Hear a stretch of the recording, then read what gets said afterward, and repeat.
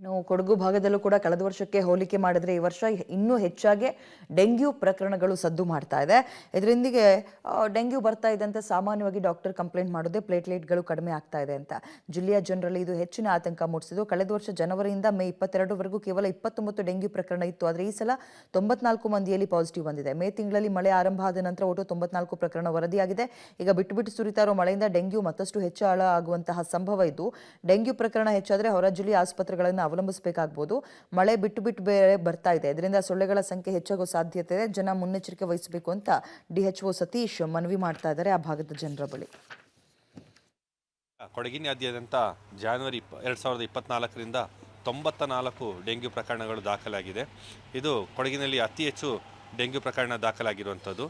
ಇಲ್ಲಿ ಕೊಡಗು ಪುಟ್ಟ ಜಿಲ್ಲೆ ಆಗಿರೋದ್ರಿಂದ ಇಲ್ಲಿ ಹಾಸ್ಪಿಟ್ಲ್ಗಳು ಸಹ ಸಂಖ್ಯೆ ಕಡಿಮೆ ಇದೆ ಮತ್ತು ಅದಕ್ಕಿರಂತಹ ಫೆಸಿಲಿಟೀಸು ಸಹ ತುಂಬ ಕಡಿಮೆ ಇದೆ. ಇಲ್ಲಿ ಏನೇ ಪ್ರಕರಣ ಆದರೂ ಸಹ ಹೊರ ಜಿಲ್ಲೆಗಳಿಗೆ ಹೋಗುವಂತಹ ಪರಿಸ್ಥಿತಿ ಕೊಡಗಿನಲ್ಲಿದೆ.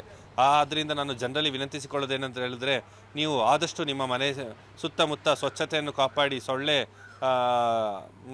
ಇನ್ನೂ ಹೆಚ್ಚಾಗದಂತೆ ನೀವು ನೋಡಿಕೊಂಡು ಈ ಪ್ರಕರಣವನ್ನು ನೀವು ಇಳಿಸ್ಬೋದು. ಮತ್ತು ಆರೋಗ್ಯ ಇಲಾಖೆ ಸಹ ಇದರ ಬಗ್ಗೆ ಸೂಕ್ತ ಕ್ರಮಗಳನ್ನು ಕೈಗೊಂಡು ಮತ್ತು ಇದಕ್ಕೆ ಇರುವಂತಹ ಎಲ್ಲ ಸಿದ್ಧತೆಯನ್ನು ನಡೆಸಿಕೊಂಡು ಕೊಡಗಿನಲ್ಲಿ ಡೆಂಗ್ಯೂ ಪ್ರಕರಣಗಳನ್ನು ಅತಿ ಕಡಿಮೆಗೊಳಿಸಬೇಕಾಗಿ ನಾನು ವಿನಂತಿಸಿಕೊಳ್ತೇನೆ. ಈಗ ಕೊಡಗಿ